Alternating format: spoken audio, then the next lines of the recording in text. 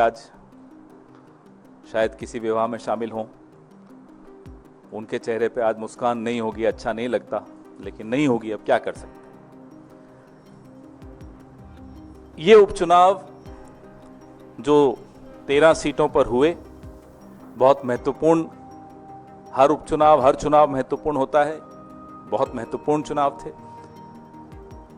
दूसरी बार 1.5 महीने में, 1 महीने में समझ लीजिए, दूसरी बार भारतीय जनता पार्टी को देश की जनता मजबूती से कुछ संदेश देना चाहती है।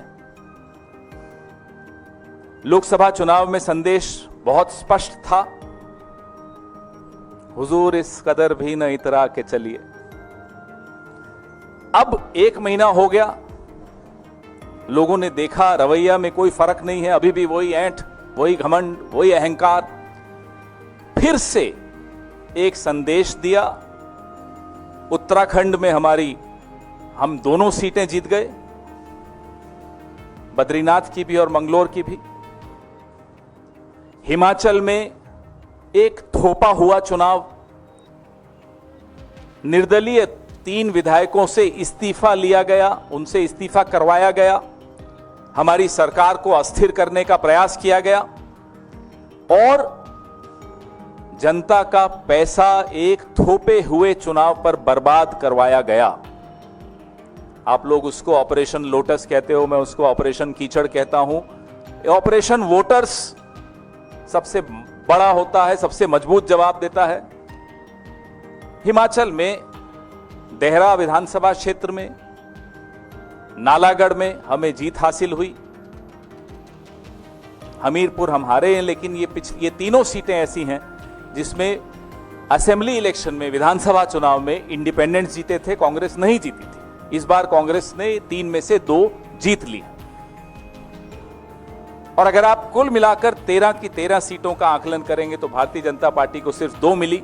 अमरवाड़ा पे मैं आता हूं, जो मध्य प्रदेश का विधानसभा क्षेत्र है, जहां इतिहास में शायद पहली बार हुआ होगा कि काउंटिंग करते हुए अधिकारी लंच की ब्रेक लेते हैं, काउंटिंग रोक के। पूरा अमला, पूरा प्रशासन जुट जाता है कांग्रेस को हराने के लिए। जो व्यक्ति पिछला विधानसभा 25,000 से जीता, भाजपा में जाकर अब बड़ी मुश्किल से जीत पाया है, जनता देख रही है। इन तमाम विधानसभा क्षेत्रों के वोटर्स का हम कांग्रेस पार्टी की तरफ से हार्दिक धन्यवाद देते हैं उन्हें कि उन्होंने सबक सिखाया उन लोगों को जो षड्यंत्र कर रहे थे संविधान को कमजोर करने का, संविधान को बदलने का, और चुनी हुई सरकारों को अस्थिर करने का जो षड्यंत्र रच रहे थे, उनको एक करारा जवाब आज जनता ने दिया है। सबसे पहले उनका धन्यवाद। हमारे उत्तराखंड के पीसीसी प्रेसिडेंट करण महाराज जी, यशपाल आर्य जी सीएलपी लीडर, कुमारी शैलजा जी जो प्रभारी महासचिव हैं उत्तराखंड की, और तमाम एआईसीसी के पदाधिकारी, तमाम स्थानीय नेता, तमाम हमारे बेशकीमती वर्कर्स, उन सब की मेहनत से हमें ये दोनों सीटें मिली। हिमाचल में पीसीसी प्रेसिडेंट प्रतिभा जी, हमारे सीएलपी लीडर सुखविंदर सिंह सुक्खू जी, हमारे प्रभारी महासचिव श्री राजीव शुक्ला जी और तमाम एआईसीसी के पदाधिकारी, वहां के स्थानीय नेता, हमारे वर्कर्स, उन सब ने मेहनत की, जी जोर से मेहनत की, और ये नतीजे आपके सामने हैं। एक के बाद एक आप देख रहे हैं कि कैसे भारतीय जनता पार्टी की राजनीति को लोग ठुकरा रहे हैं, लोग उसको अस्वीकार कर रहे हैं, क्योंकि उस राजनीति में जवाबदेही का स्थान नहीं है, लोकतांत्रिक प्रक्रियाओं के प्रति सम्मान नहीं है, और लोगों के हकों और लोगों के सवालों का जवाब देने की ये जरूरी नहीं समझते प्रधानमंत्री जी, आवश्यक नहीं समझते। वो घमंड, वो आपको इनकी राजनीति में दिखता है। मंगलोर का मैं उदाहरण देना चाहूंगा खास तौर पे। चुनाव के दिन वहां किस तरह का प्रयोग करने की कोशिश की, वो आपके सामने है। कैसे मुस्लिम मतदाताओं को रोकने की पूरी कुचेष्टा की गई। उनका हक है वोट देना, वो उनको रोका गया। आज मैं सोशल मीडिया पे देख रहा था, कई टिप्पणियां भारतीय जनता पार्टी के समर्थक कर रहे थे, अरे मंगलौर तो मुस्लिम बाहुल इलाका है, कांग्रेस को जीतना ही था। तो मैं उनसे पूछना चाहता हूं, बद्रीनाथ 97.68% हिंदू है ना। बात हिंदू मुसलमान की नहीं है, बात है किस तरह की राजनीति आप इस देश पर थोपना चाहते हैं। वो ये देश स्वीकार नहीं करेगा। अयोध्या में जो हुआ आपने देखा, नासिक, रामेश्वरम, रामटेक, बद्रीनाथ, ऐसे तमाम ऐसे कई कई और मैं उदाहरण दे सकता हूं जहां इन्होंने एक तरह से ऐसी राजनीति करने की कोशिश की जिसमें लोगों की रोजमर्रा की जिंदगी से जुड़ी हुई कोई बात का स्थान नहीं था। उन मुद्दों को वो सामने नहीं आने देना चाहते थे, सिर्फ और सिर्फ लोगों को लड़ाकर, विवाद पैदा करके राजनीति करना चाहते थे। उसका आज एक बहुत करारा जवाब लोगों ने दिया है। हमारे मल्लिकार्जुन खड़गे साहब और नेता प्रतिपक्ष राहुल गांधी जी लगातार हम सबको कहते आए हैं कि आराम नहीं करना है, अभी तो शुरुआत है।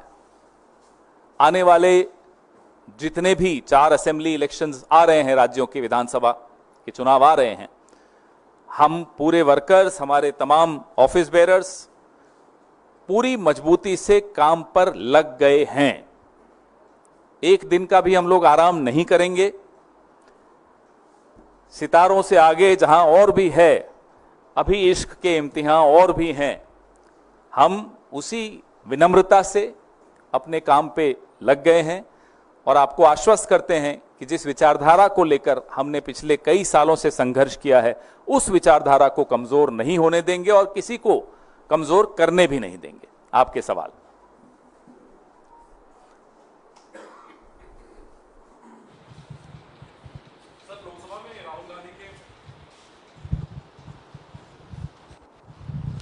सर 2 सवाल। एक तो जो उपचुनाव के नतीजे आए हैं, जिस तरह से बीजेपी ने राहुल गांधी को उनके बयान पर घेरने की कोशिश की कि उन्होंने हिंदुओं का अपमान किया, आपको लगता है कि उपचुनाव में कहीं ना कहीं जनता ने इस पर भी अपना एक जनादेश दिया है? लगातार जनता संदेश दे रही है।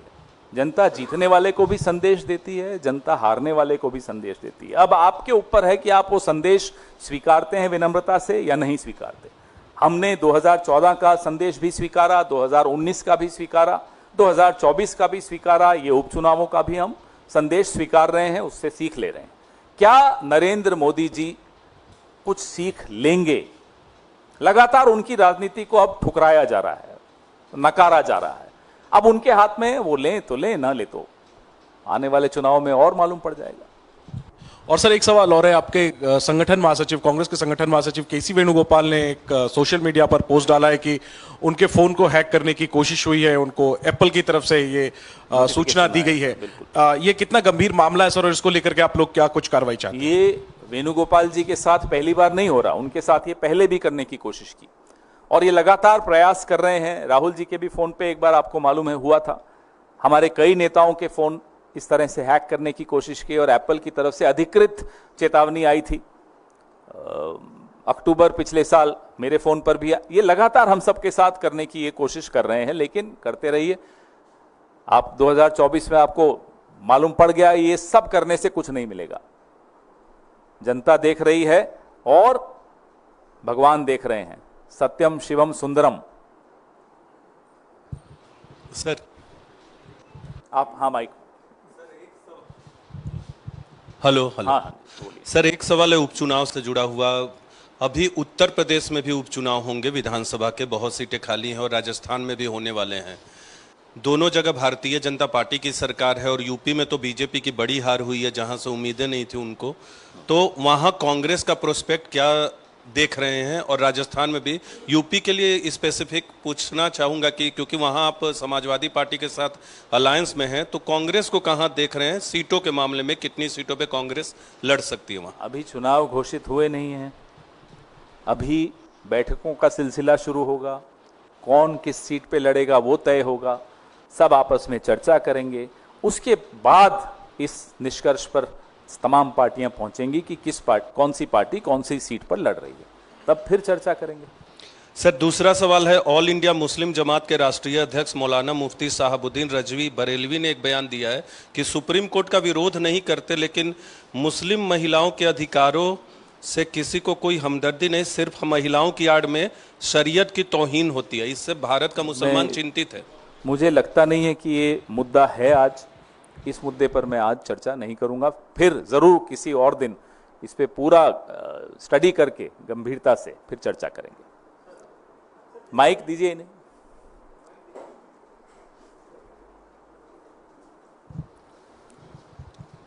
सर, जिस तरीके से जम्मू कश्मीर में सर एलजी के पावर्स को बढ़ाया गया है, गवर्नर के पावर्स को बढ़ाया गया है, उसको कैसे देख रहे हैं सर? उसको लेकर के कई तरह की प्रतिक्रियाएं आ रही हैं। सीधी सीधी बात है, मांग क्या थी? जम्मू कश्मीर के लोगों की क्या मांग थी? विपक्ष की क्या मांग थी? मांग थी कि पूर्ण राज्य का जो उनका दर्जा था, जो छीन लिया गया, गलत तरीके से छीन लिया गया, उसको फिर से स्थापित किया जाए। उस मांग को पूरा करने के स्थान पर उल्टा एलजी के पावर्स बढ़ा दिए, उनकी ताकतें बढ़ा दी, एक दिल्ली मॉडल ले आए वहां भी, और जो भी मुख्यमंत्री बनेगा, जो भी सरकार बनेगी, उनकी ताकतें सरकार बनने से पहले ही छीन ली गई।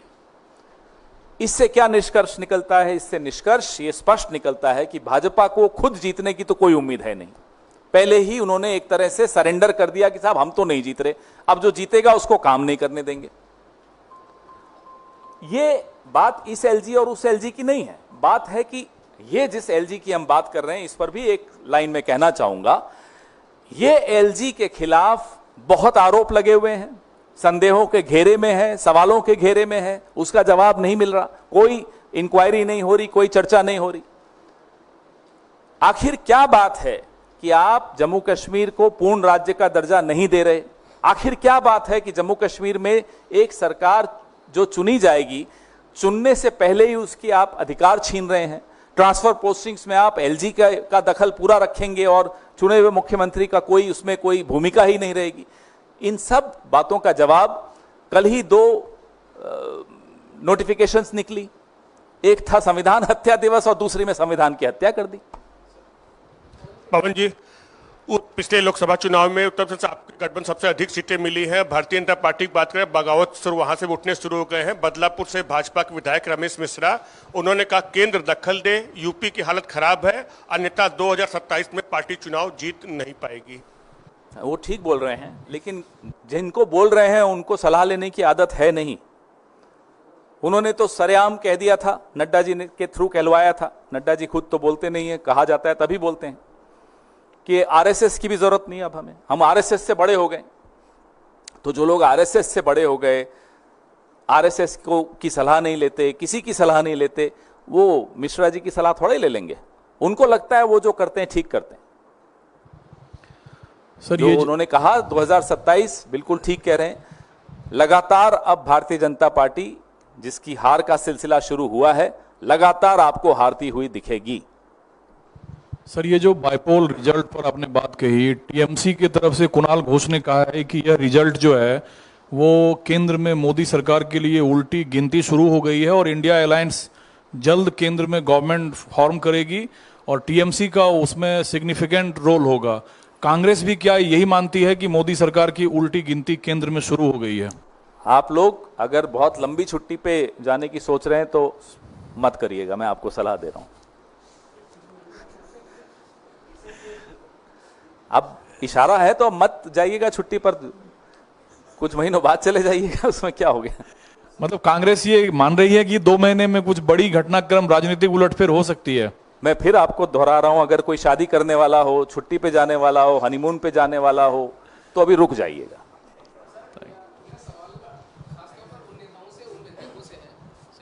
धन्यवाद।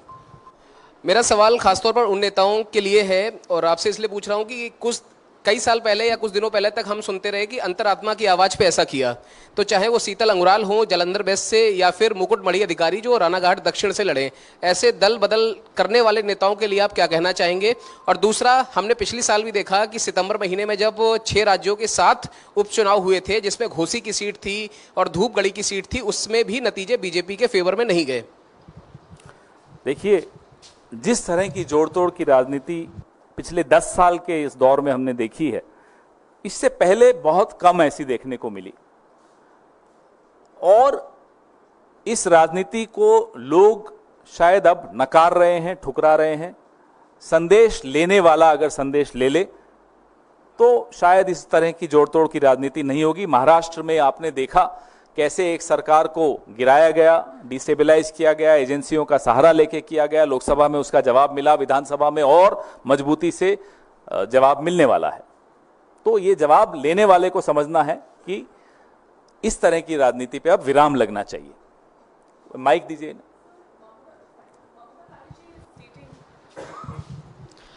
So Mamata Banerjee has announced that she will be moving a resolution against the Nyaya Samhita bill and also against NEET in the next session of the West Bengal Legislative Assembly. Where do you think Congress stands on this? Well, we've been very clear about the Nyaya Samhita bill also, act also, because that act was passed in a hurry. That bill was passed in a hurry after removing all the members of the opposition out of the parliament. There was no comprehensive discussion on this bill, on the passage of this bill. And this bill has several problem areas which we as opposition parties have discussed amongst ourselves, and we are together in opposing this act. On NEET, Mr. Rahul Gandhi held a press conference. We've spoken about it at length. And again, there are a lot of anomalies in the way these exams are conducted. There are major question marks on the integrity of NTA, the officers working there. All those questions have not yet been answered, and there has to be a comprehensive review of the way these exams are being conducted. Thank you. On giving more powers to the LJ, Jammu and Kashmir government has said that it took the decision as per the constitution of the country, of the land over here, and it also said that Jammu and Kashmir is the most sensitive place. We have been able to tackle terrorism there, but there are still few places like South Kashmir where tensions are still prevailing. That's why this decision has been taken. So how do you look at it? What has law and order problem which is ongoing, which they haven't been able to solve, got to do with the LG getting powers to transfer and post officers? Right now the LG is in any case doing it. So you don't trust the government which will take charge whenever the elections happen? You already passed a no confidence motion against an elected government which is yet to be elected. What kind of a no confidence is this, and who is Mr. Narendra Modi to pass a no confidence motion even before a government is formed, even before the elections are held? So if the people's will gives a role to a government or a political party to form the government, how can Mr. Narendra Modi and Mr. Amit Shah sitting in Delhi lord over Jammu and Kashmir and disrespect the people's will? अभी पूछ लीजिए, 1-on-1 नहीं कर पाऊंगा। मेरा सवाल है कि उस तरह से चीज की चर्चा हो रही है। आपकी इंडिया गठबंधन ने 2 सीटें गंवाई हैं, एक बिहार से रुपौली और दूसरा मध्य प्रदेश से अमरवाड़ा। अमरवाड़ा कहा जाता है कमलनाथ का गढ़ है, वहीं रुपौली भी कई चर्चाएं थी उसको लेकर के, पप्पू यादव को लेकर के, लेकिन दोनों सीटें आपने गंवाई हैं। कहाँ चूक हो गई है सर? अमरवाड़ा के बारे में मैंने आपको पूरा अपनी प्रेस वार्ता में बताया कि किस तरह से आज गिनती के वक्त भी बहुत बड़े सवाल खड़े हुए। कैसे गिनती करने वाले अधिकारी लंच ब्रेक करके गिनती रोक के गए। बड़ा विरोध हमारे वर्कर्स ने किया, हमारे नेताओं ने किया वहाँ। रही बात बिहार की सीट की, वहाँ इंडिपेंडेंट जीता है, वहाँ न हम जीते न वो जीते, कोई और ही जीत गया, तो उस पर भी चर्चा करेंगे। हाँ जी।